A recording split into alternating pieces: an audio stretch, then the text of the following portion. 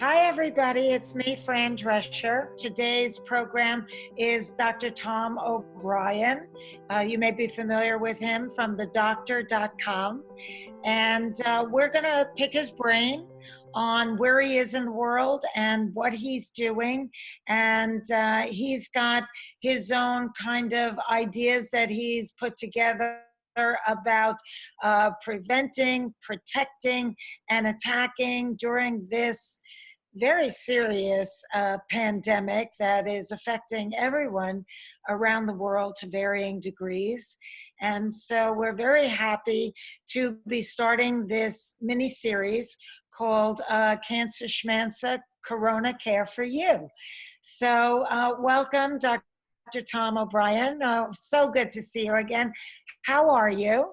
Oh, thank you, Fran. Very well. My wife and I I got my wife out of Dublin through Amsterdam down to Costa Rica, and I left from Denver to Costa Rica 3 weeks ago before they closed the airports. And so we're back where we came for our honeymoon. Now, why Costa Rica? Do you have a reason for being there? Do you feel safer there or something? Well, there's a couple of reasons. First, we came here for our honeymoon, and we're in the blue zone of Costa Rica. For those that haven't read the book, The Blue Zone, it is where the pedal hits the metal. If you want to be healthy and vibrant for an entire lifetime, that's the book.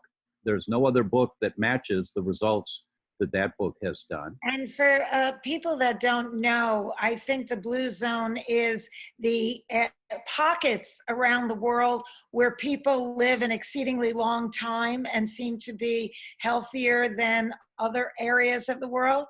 Healthy, vibrant, dynamic, not on any medications, valuable members of society, not sent out into their old age, correct? Right, into their 80s, 90s, some of them over 100, and still working in the orphanages a couple days a week, helping the orphans in the nursery. They're holding the babies, and And they don't all share the same climate or diet or anything like that, correct? Well, that's where the book came from, because they're in very different parts of the world, and scientists on a map of the world, they circled these different places like Sardinia and Costa Rica and Okinawa, and they used a blue highlighter. That's why they're called blue zones, is because they used a blue highlighter, right?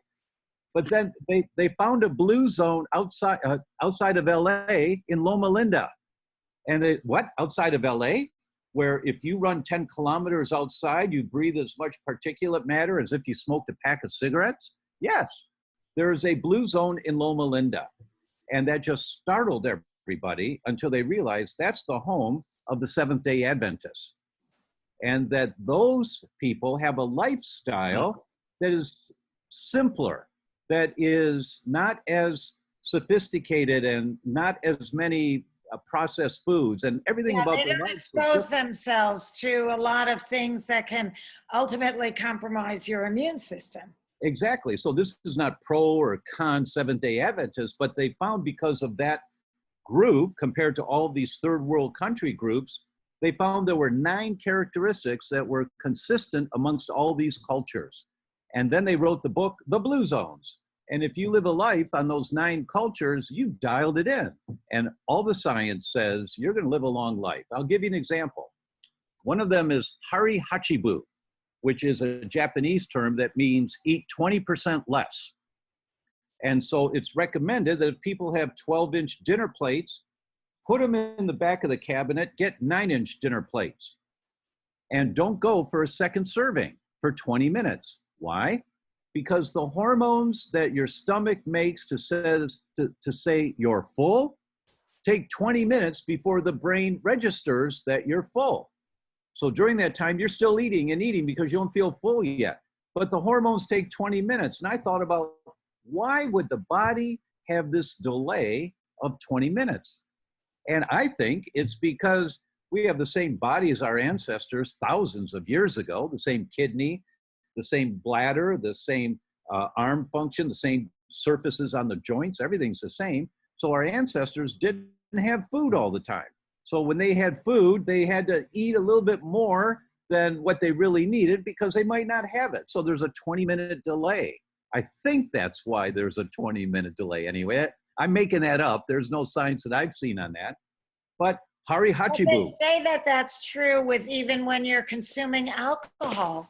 You know, I used to be a Weight Watcher, and they'd always say, if you take a sip of wine at dinner, then when you put that glass down, have two other beverages before you go back to the alcoholic beverage, because the longer you protract that first glass, the more you'll eventually feel the buzz, and you won't drink as much. Yeah, that's valid. Same kind of concept. So Hari Hachibu is one of the 9 factors. Just eat a little bit less, and if you want a second serving, just wait 20 minutes. And so that's the blue zones and the blue zone culture. So we're in the blue zone of Costa Rica right now, and that's why we came down here, is because this is where we came for our honeymoon. So we're having a second honeymoon, and I've been working every day doing Coffee with Dr. Tom, which is that's lovely. That's on here in Los Angeles. It's on at 9 a.m., isn't it? That's right, 9 a.m.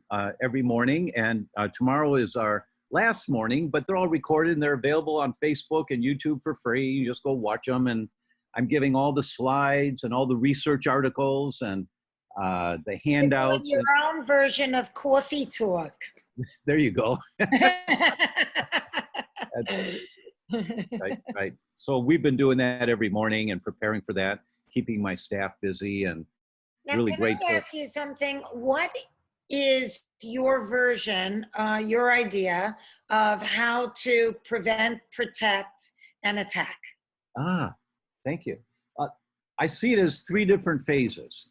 And we know from the science that's coming out, most of us will be exposed to this virus. Most of us will. And it takes about 5 days before some of us are going to have symptoms. I haven't seen a paper yet that's identified what % that is, because we don't know how many people are being exposed total, because we're not doing the tests yet for that. But some people will get symptoms. You can get a little bit of a fever, you get a sore throat, you get a little gas, a little diarrhea, and in a couple days it's gone. But after that 5-day period when those symptoms first start, then some people, 7 to 8 days after that, so day 12, day 14, they've got to go to the hospital. That they've just gotten worse and worse and worse. So there's 3 different stages here. Right. Those that don't get any symptoms, those that get minor symptoms, and those that have a real problem. So, now, can I ask you something? Because, the longer this is going on, the more we begin to understand the behavior of the virus. Right. And it's my understanding that the virus kind of can live on the face, in the nostrils, on the eyeballs for a few days before it starts to migrate into your respiratory system and down to your lungs. And that's the time when you have your best shot at, diffusing it, killing it. Well, I think hygiene is critically important during that period. And I've seen conflicting evidence. I'm not a virologist, so I'm not an expert in the life of viruses, but I've seen conflicting evidence that the lifespan of the droplets of this virus in the air is 4 hours, but it can last as long as 48 hours on cardboard. So I don't know on the face. I haven't seen anything exactly about on the surface of our body, how long it can last, but those are the windows I've seen, 4 hours to 48 hours. And you're in a sunny climate. I've been told that UV light destroys it. Exactly true, yes. That is true. It shortens the viability of virus grabbing onto you. And you look a little more tan than usual. I'm very grateful. I guess you're getting sunshine, huh? Yes, we are every day, yes. I used to, always kind of shield my face from the sun. And I'm not doing that now. Every day I go out in that sunshine, I look up at the sun, I let that UV light bathe my skin, my face, and not just to get, my vitamin D, which of course is very important for our global health, but because the UV light actually does kind of melt the fat that surrounds the protein, and That's what you want to, once that happens, boom, you killed it. You know, there's so much more to the value of sunlight than just its ability to convert hormones in our skin to vitamin D. That's It's critically so important. true. It's so true. And all spectrums of the light as as the sun crosses the sky is Yes. very important. They say take a little bit throughout the day because you get different colors of the spectrum. You know, there's a site called vitamindcouncil.org, and they are world experts that just disseminate all of their information at no charge. There's, I don't know how many, couple hundred papers that are there, published papers in medical journals on different topics like kids or pregnancy or autoimmune diseases. And you read what these true experts say. The consensus, if I can summarize it, the consensus is we all should get about 15 minutes a day of unprotected sun, meaning no sunscreen on our arms and our legs, right in the around noon to 2 o'clock, about 15 minutes a day. Don't get red. Don't be out there long enough to get red, but get a little sun. But we've gotten such a panic about it. People are all shaded year round. And, you know, that's one of the theories as to why Italy has had such a difficult response to this virus, why such a high percentage of people are dying. It's called the Scandinavian paradox. And the Scandinavian paradox is that the Scandinavian countries, which are much further north and have less power to the sunlight, those people have much higher vitamin D levels than the people of Italy. And it's because the Italian government has refused to endorse fortifying the food with vitamin D.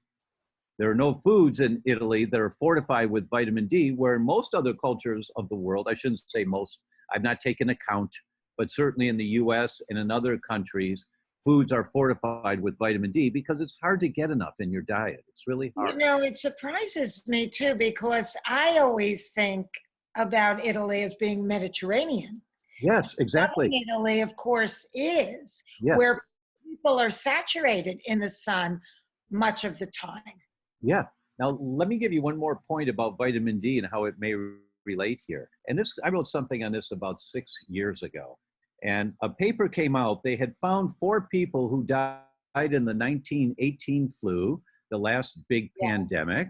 And they were buried in the tundra on an army base up in Alaska. And they found them. And so they dug them up and they did autopsies to see how did these people die.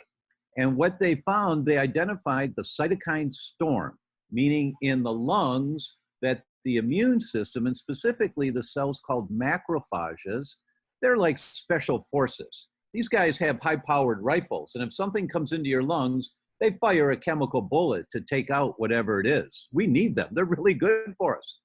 But what happened in that 1918 flu is that the trigger on the high-powered rifle of macrophages got stuck in the on position, and it became a submachine gun. Pop, pop, pop, pop, pop, pop, pop, pop, pop, pop, pop, pop. And the paper identified that the spring on the trigger of the high-powered rifle of macrophages is completely modulated, meaning hands on the steering wheel controlling where it's going, completely modulated by vitamin D. Wow. So vitamin Now, is that what makes furins? Furin? I don't know what furin is. Furin, F-U-R-I-N-S? I don't know what makes that. I don't know. Oh, okay. Then, because I was just reading that, what's it called? Androphagus bitters, I think it's called, or something. Are you familiar with that? The king of all bitters? No. I don't know much about bitters. My son, who's a craft cocktail specialist, Yes. tell me more. Yes. Okay. So, the vitamin D is what really controls the mechanism that helps the body not overreact. Not overreact. That's why. Or detrimental. You know, I've said this for years, that if there's one test, blood test, that's more important than any other test to do every year, it's not cholesterol. It's vitamin D. Wow. Vitamin D, because vitamin D. I take 5,000 a day. In general, that's a good principle. In general, but if you don't test, the rule is test, don't guess, test. So if you're taking 5,000 a day, you just want to confirm that's working for you. So go 3 or 4 days without, so it's not in your bloodstream because of what you're taking. And Right. then just do what you can do, a finger prick test, really simple and easy. And this is the time of year, late spring, mid to late spring, when people usually are the lowest in vitamin D. So you can see what your current lifestyle is, how it's supporting your vitamin D levels or not supporting. So in general, 5,000 is a good amount to take. I take somewhere between 5 and 10,000 a day. It just depends on what your body needs. The goal when you do the test is to be between 50 and 75 ng per ml, nanograms per milliliter. And for those in other countries, your labs may not use ng per ml, but once you get the results, just go to Google and convert whatever yours is to ng per ml. And the goal is to be between 50 and 75. That's a very safe area, reduces your risk of autoimmune diseases, enhances your immune system, so it's got enough ammunition to function properly. Well, that's a great tip. I mean, vitamin D3, we hear about this constantly and now more than ever. Yeah. And everything is, the body is a whole system. So it's clear that we have to work every single day to keep it functioning at an optimal. So when push comes to shove and this kind of thing happens, you're ready with, all guns, pulled. Right. I have some questions for you, and from one of our members. Can I ask you a question from one of our members? Of course. One of our Cancer Schmancer members. So this is from Sandra Lofgren, and she's asking, what are honest, real measures we can take to build our immune system? And what are honest, real cures if we get it, meaning the coronavirus, to recover? Really good question. Can you help us with that, doctor? Well, that falls into prevent or prepare or attack, right? So prevent, how do I prevent? How do I strengthen? See, if you get a flu every year, your immune system's not working very well. Yeah. If you get a cold every year, oh yeah, I get the flu, doc, once every year or so. Yeah, I'm down for 5 days. You know what? My doc said it's normal. No, it's not. No, it's not. Not normal. It means your immune system is not up to protecting you from whatever. Not looking at an optimal. It's not vibrant. It's not protecting you. Right. Don't accept those kinds of answers. Right. So if you right now get a sore throat, you get a little fever for a day or so, and then it's gone, you say, oh, thank God my immune system did its job. Absolutely, that's correct. But also you have to look and see, why did I get the sore throat? I should never have gone past in that 5 days of getting any symptoms. My immune system should have taken care of this. So that's a heads. Now, on my new patient exams, we always ask, how many flus do you get a year? How many colds do you get? How many infections do you get a year? And those people that answer in the positive, they're getting them annually. Those are the ones you always have to keep in the back of your mind. Is this person, whatever their symptoms are, is there a cancer going on here? Because this immune system isn't working very well, right? So if you've got— It's interesting that you go right to cancer. I do right away just to make sure I don't miss it if it's in the background and it's still subtle. So I'm going to look at that immune system and I'm going to see where is it falling down on the job. So to the question, how do I prepare my immune system so I don't get sick? That's $1 million question.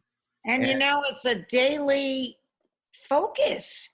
That's exactly right, Fran. Being connected. I don't know where we ended up going so off track where we try and defy our body rather than honor it. Well, pearls of wisdom coming from you in that, because that's so true. The last 30, 40 years with the marketing for pharmaceuticals and an easy way of life, you start to feel sick, just take this pill and you're fine. And everybody's happy bouncing around, the Beach Boy guys with the hunk, the Adonis guys and the gals, and everybody's happy in the background. All the warnings are warning this is going to kill you, right? So but we don't listen to the warnings, and we look to take in what we want to hear, which is, if I get sick, I'll take a pill and I'll be fine. No. If you get sick, you get well. If you need a pill, you take the pill, but then you go find out, why did I get sick? Where did that come from? So how do you strengthen your immune system? It's by understanding that we have to live an anti-inflammatory lifestyle without exception. I mean, the first time I met you, Fran, you were so happy because just that day, the kill switch had been installed next to your bed to turn off the wireless at night.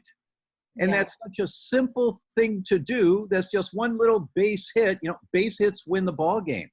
It's all of these. You know, I so cleverly, when I got my smart TV, I told the guy, make sure that you install an Ethernet plug by that TV, because I don't want that TV to be relying on Wi-Fi at all. So in the middle of the night, if I wake up and I want to watch TV, you know, I still can, even though the Wi-Fi in the house is off.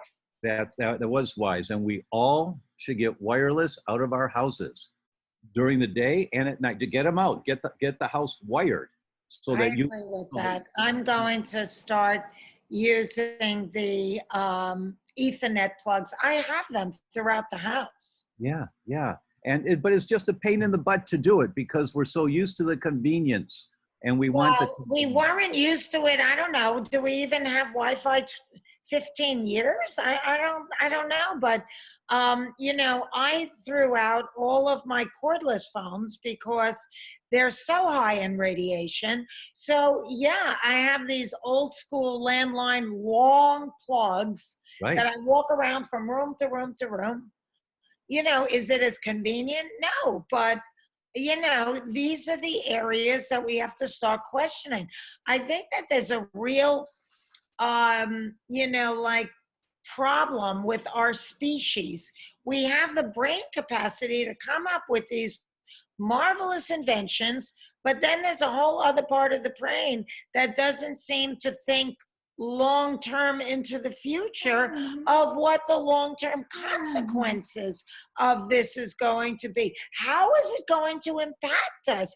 How is it going to affect our health? No, it's like, oh, I thought of it. It's a great idea. Let's do it. And nobody stops to think, what's the long-range impact?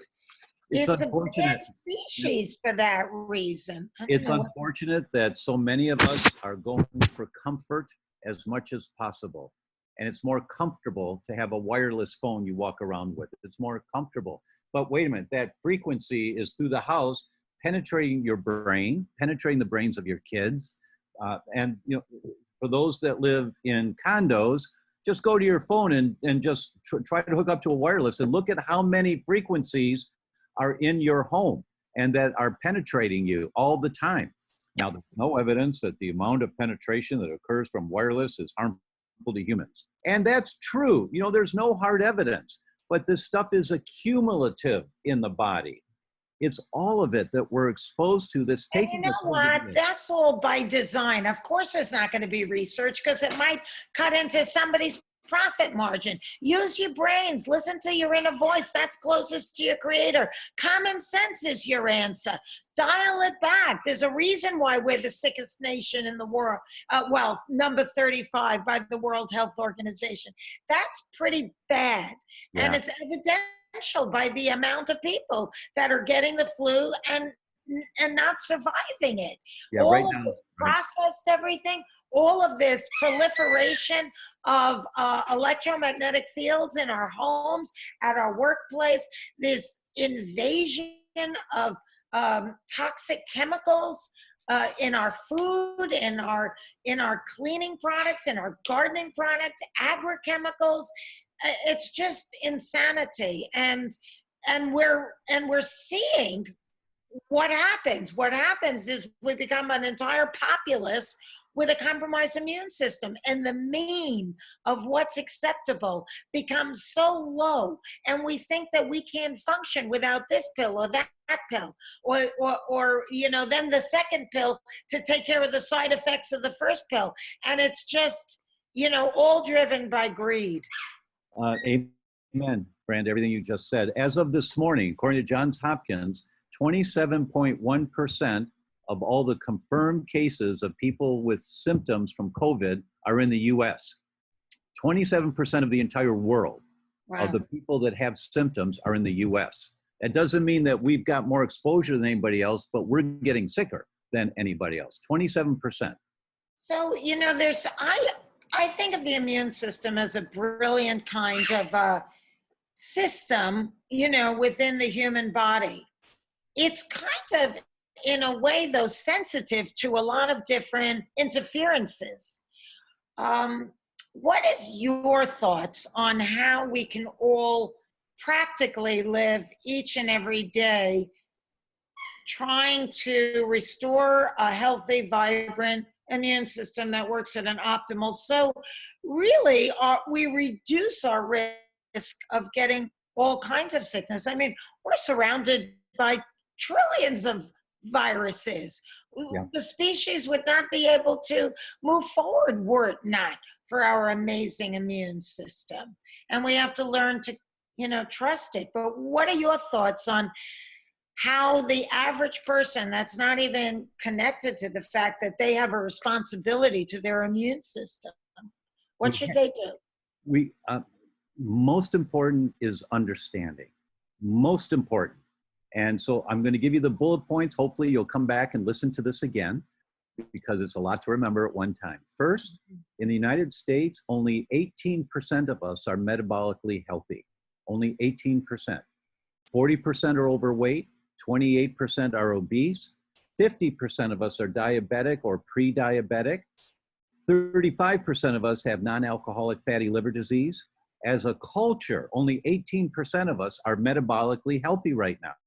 That's the first point. That means the way we're living our life isn't working very well. The second point, that's very low. Yeah. The second point, you have the exact same body as your ancestors thousands of years ago. The same kidneys, they work the same. The same gallbladder, it works the same. The same surfaces on your joints, they work the same. The same immune system, it works the same. What did our ancestors' immune system had to protect us from? Bugs, parasites, viruses, molds, fungus, and bacteria. That was it. Nothing else. So when you're pumping gas, if you sometimes smell gas, you're smelling benzene. Benzene goes right up to your brain and kills brain cells when you're smelling it. And that triggers your immune system to protect you from benzene. But the only way your immune system can respond is as if it's fighting a bug, parasite, virus, mold, fungus, or bacteria. So all of these toxic exposures that you're referencing, Fran, that we are exposed to now and are accumulating in our bodies. You've all heard that every newborn child in America has at least 200 chemicals in their bloodstream at birth that aren't supposed to be there. Your immune system has to protect you from all of that. So what's it doing? It's looking to see if it's a bug, parasite, virus, mold, fungus, or bacteria. And that's all it can do is attack it in one of those 6 ways, which means it's creating inflammation in your body. And your immune system is using its precious energy to protect you from these environmental exposures that we're all exposed to all the time, including the damage from EMFs and wireless phones and all that, and is trying to protect you from that so that its energy is depleted. And as your immune system's energy gets depleted, you get vulnerable to having a reaction to these viruses. You get sick. And you get sick because your immune system wasn't strong enough to take care of it when you were first exposed. So after 5 days, 6 days, you start getting a little fever. That means you're calling up the reserves now. All right, let's kick in another level of immune response here to try to kill this thing. This is a bad bacteria we got here, and we know it's a virus, but your body thinks this is a bad invader we've got here, so I'm going to kick up the temperature here to see if we can wipe it out.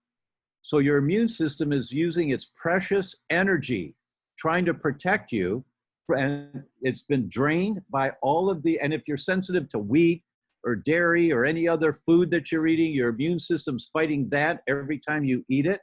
So people that are having a symptom reaction, whether it's mild or severe, the takeaway, once you're okay, the takeaway is I need to work on my immune system to take some of the load off it so next time I'm stronger. Right. Well, that's, I mean, it sounds like a lot of it boils down to detox your life. That's And right. that's what we do at Cancer Schmancer, as you well know. We have a very progressive program called Detox Your Home, and we teach you how to do that. The home is the most toxic place we spend the most time in. And the more you spend time in a toxic place, the more you're compromising your immune system, which is making you ill prepared for something like this pandemic that we're all facing now. So, you That's know, why I'm so proud. That's why I'm so proud to be on your advisory board, because let's look at the background behind you. There are plants in the background. Those plants absorb the toxic chemicals in the air from the Scotchgard on the sofa and from the formaldehyde in the carpets. And I'm sure you've got really nice carpets. I don't mean you have cheap carpets, but our homes generate all these toxic chemicals. The plants absorb them. So get the handouts to talk about what plants absorb toxic chemicals and have some plants in your house. That's a base hit that wins the ball game. It's those kind of little things that we have to learn. How are you going to strengthen your immune system? By learning how you're draining it. right. Not by taking, there are some vitamins and minerals that help. Vitamin C helps, vitamin D helps, quercetin helps, glutathione precursors help. There's all of that. And you've got lots of medical advisors that will talk about those with you. I'm happy to if we have the time. But to me, the most important thing that we can do is realize what we're doing right now isn't working. My immune system is drained. It doesn't have the reserves to keep me symptom free when I'm exposed to that bug. That realization is most important. Well, that is probably the best advice that you could have given us today, doctor. And everybody should go to thedoctor.com as well as cancerschmancer.org and learn more about how you can change your lifestyle. Let's use this time, this challenging time, as an opportunity to start honoring our body, honoring our immune system. Because if you take care of your immune system will take care of you. I thank you so much, Dr. O'Brien, for joining us today. You're just the most wonderful doctor and so motivating and so kind and sweet and generous. And we're proud to have you on our advisory board. And for all of those who are watching us, please, our prayers are for you. And know that you're not helpless and it's not hopeless. And it's never too late to start living the Cancer Schmancer way. So be well and think peace, and God bless to you all. Hi everyone, it's me, Fran Drescher. Well, I hope you enjoyed Corona Care for You. And if you did, please think about making a donation to us at cancerschmancer.org/donate. Like so many nonprofits, we've had to cancel all of our fundraising events. So it's really up to you to help keep us going. We depend on your donations, your support, and your love. There is no donation that's too small, and we are grateful to anything that you feel comfortable giving. And continue to come in to the Cancer Schmancer Corona Care for You series, because we are constantly posting new content, and we hope that it's helpful to you and your family. Don't forget to donate. We really appreciate your support. Thank you.